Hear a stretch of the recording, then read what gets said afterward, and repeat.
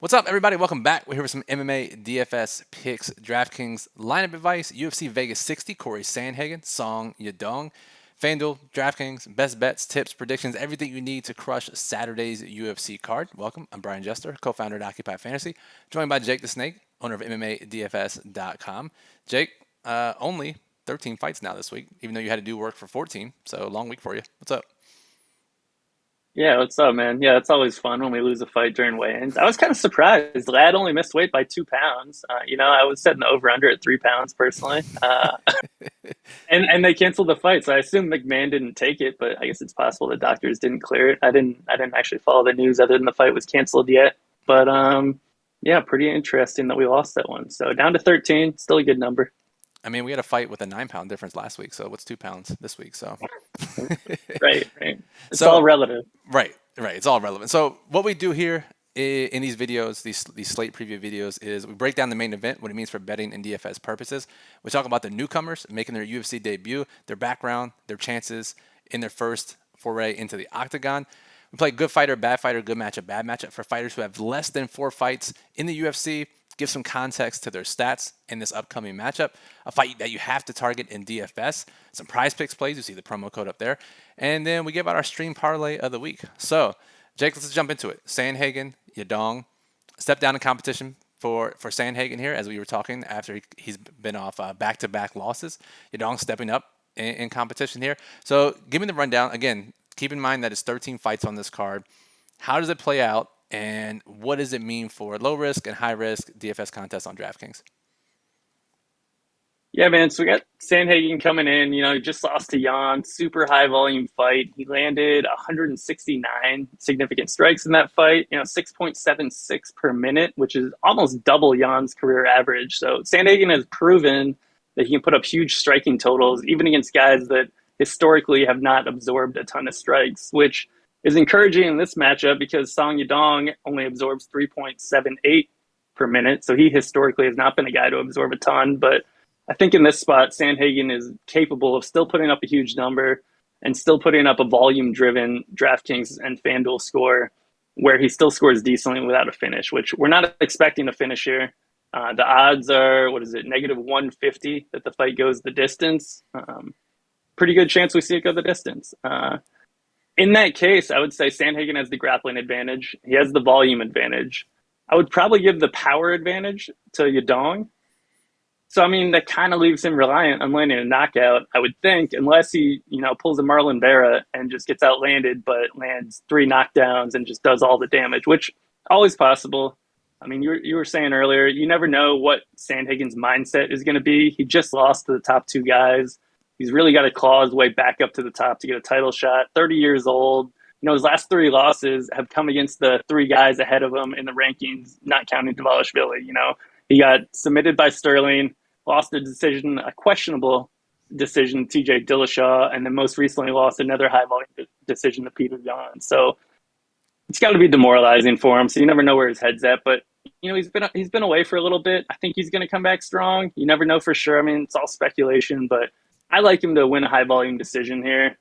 I think that it'll score well in DraftKings. I think there's a good chance the winner, regardless of who it is going to end up in the winning lineup. Obviously, it's going to be a lot easier for Song to end up in the winning lineup based on his price if he does pull off the upset.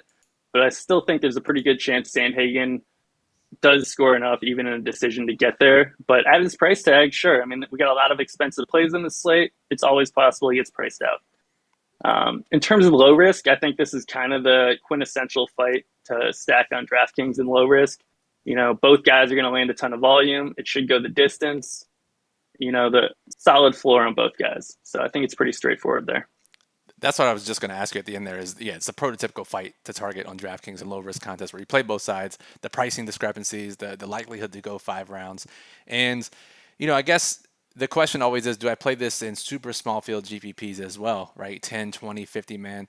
But I guess the one difference here for this slate, Jake, is we've seen in recent weeks, some of these slates have had some really, really big favorites on them, like a lot of big favorites. Not a ton of big favorites here. We have a couple, but there are a lot of decent price dogs that I think that can and will win and outscore Song if he loses. So I don't think you need to stack in anything other than low risk contests. Yeah, I agree there, man. I think we have a ton of live fighters here, a lot of close lines. I totally agree. Cool. All right, let's move on. Let's talk about fighters making their UFC debut. And what we like to do is give context to their background, their fighting styles, what we can expect from them in DFS. These are areas where we generally have huge edges because the field mostly relies on betting odds and whatever other information they can find. But if you know the type of fighting style and how it applies to whether it's the DraftKings or FanDuel scoring system, you can get a leg up on the competition. It's how we've won so many big prizes over the last couple of years. So, Jake, if we start from the very, very, very, very top, one of the highest price fighters we've ever seen, Joe Pyfer, $9,700 in this matchup against Amedovski. Pyfer, what does he look like, and how can he justify this massive price tag? Yeah, pretty crazy, man. I had to look back. That's the most expensive price we've had in the last year since I've been tracking the price. So pretty crazy to see a guy at 9,700. Definitely adds a different dynamic to the slate because he is a high upside guy if you look at his matchup. But 25-year-old guy, 9-2. He went on the Contender Series twice. He dislocated his elbow in his first appearance fighting Dustin Stoltzfus. Got slammed on the mat, posted on his arm, just gnarly injury, just kind of snapped. Wasn't sure if he was going to even be able to come back. Bounced back from it. I mean, powerful guy. He's good at landing takedowns. He didn't seem like he was the most active on the mat. I felt like he could land more ground and pound. He's not super technical with his submissions, but still a young guy, and he's been away for a little bit. So I mean, I'm sure he's improved. I'm sure he's getting better all the time. Couldn't ask for a better matchup here. I mean, you got Alan Amedovski, who I mean, God, the guy gets finished every time he sneezes inside the octagon. 0-3 in the UFC right now. I mean, the writing's on the wall. This is Amedovski's last fight. I mean, they're setting him up to just get a big finish for Pyfer. The UFC loves Pyfer. They just really want this guy to have a big show, so they give him the easiest possible matchup they could find.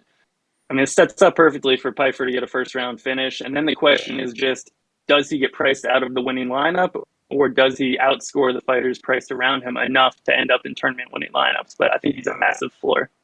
Yeah, the big question here, right, is for tournaments especially, right, at $9,700, he either has to get a quick win bonus, put up a ton of volume, get a really well-timed first-round finish. I don't know if Amedovski can last that long, or get a bunch of takedowns and land volume that way. And his tape doesn't really seem to indicate that any of those are extremely likely. If I had to fade, if I had to choose all in or fade on Pyfer, I think I would fade him just based on the price and what we've seen. But again, it is Amedovski, who, like you said, in a sport where you cannot be touched, he gets touched and gets hurt all the time. And it's funny because I've been playing a lot of NCAA football 2012 recently, right? It's the only college football game I have in my collection. And just in free time, I've been playing it. And if you play career mode, I promise this has a point. If you play career mode in there on the hardest difficulty, if you get hit, you're basically injured and out for the game, right? So not only do you have to win the game, but you have to go the entire game without getting hit, because if you do get hit, you're out. That's Amedovski. If he gets hit, he's out and the game's over. So when you're fighting against someone like that, your ceiling ends up being really high, because we saw it last time against Joseph Holmes that he almost got the quick win bonus. Even when he didn't, he still scored 110 points or whatever it was. Yeah, man. I mean, this guy just like everyone that fights him has like a 100 point floor with like a 120 point ceiling, or whatever you would get with the quick win bonus, even more, I guess, because 30 points. But it's crazy, man. I don't even know like why this guy's in the UFC. Like the only guy that John Phillips ever beat, Amedovski. That should tell you all you need to know. All right, moving on down at 9,400, we have Daniel Zellhuber, really young guy, really exciting looking prospect, I think. But give me the rundown on him. Yeah, he's super young. So he's 23 years old, 12-0 with 9 finishes, coming off a decision win on the Contender Series over Lucas Almeida, who he's the only person to ever beat Lucas Almeida. Lucas Almeida, recently still got to make his UFC debut despite losing a decision and knocked out Mike Trizano. Just kind of proving that Lucas Almeida's legit, but also that Zellhuber's legit for beating him. Zellhuber's a really good striker, really tall, long for the division. He's also a BJJ black belt, likes to go for leg locks on the ground. So just really well rounded. I mean, I guess the one concern with him is he hasn't fought in a year since that Contender Series fight. Only 23 years old. You never know how guys will react in their UFC debuts, but overall, looks like a really interesting prospect. And yeah, I would say just a well rounded fighter in general that can get it done both on the ground and the feet. For sure. All right, moving on down. The other fighter making their debut, the final fighter making their debut, is Denise Gomes, and she's up against Luke Boonby here. What did you see on Gomes' tape? Yeah, so she's only 22 years old, 6-1. She's Carol Hosa's girlfriend. Honestly, I think that's probably why the UFC is giving her a shot. They love bringing on spouses and siblings, and of current UFC fighters. So doesn't have any grappling, pure striker.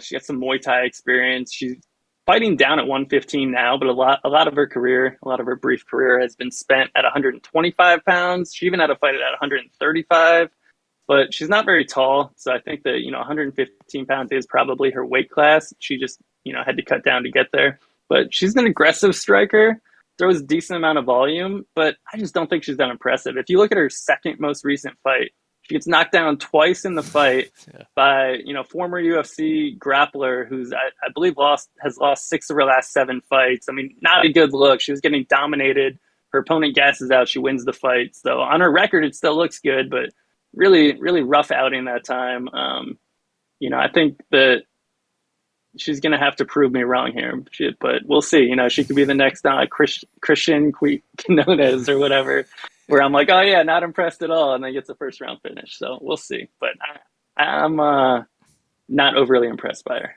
Maybe someone we target in their second fight, maybe not in their first fight. Speaking of targeting fighters in Perhaps. their second fight, that's one of our favorite spots to look at. Jake, let's talk about some fighters who have less than 4 fights on their record, and we'll play good fighter, bad fighter. You tell me if they're a good fighter or a bad fighter, and whether this matchup is a good matchup or a bad matchup for them. Give some context to the stats. So, starting from the top, moving on down, we have Nicholas Mota, just 1 fight. Yeah, I think he's a good striker, but overall I'd say he's a bad fighter. He's got a little bit of a suspect chin, no grappling, but good matchup against Van Camp, who's coming down a weight class. Showed he had no chin in his first fight, and now he's cutting down 15 pounds. So I think it's a really good matchup for Mota, actually. So, on the flip side, Van Camp, bad fighter, bad matchup. I think he's a bad fighter, but I actually think it's a good matchup for him too. Mota's been pretty fragile as well. He get knocked out by Jim Miller in his recent debut. He's been finished in all 4 of his losses. So I think it's actually a good matchup for both guys, and I don't know if either one's really a good fighter. Fair enough. Fair enough. All right, moving on down, we have Javad Basharat, who had an uninspiring performance in his debut. I think we both expected a lot more from him, but now he's in his second fight, got the jitters out the way. Good fighter, good matchup, bad matchup.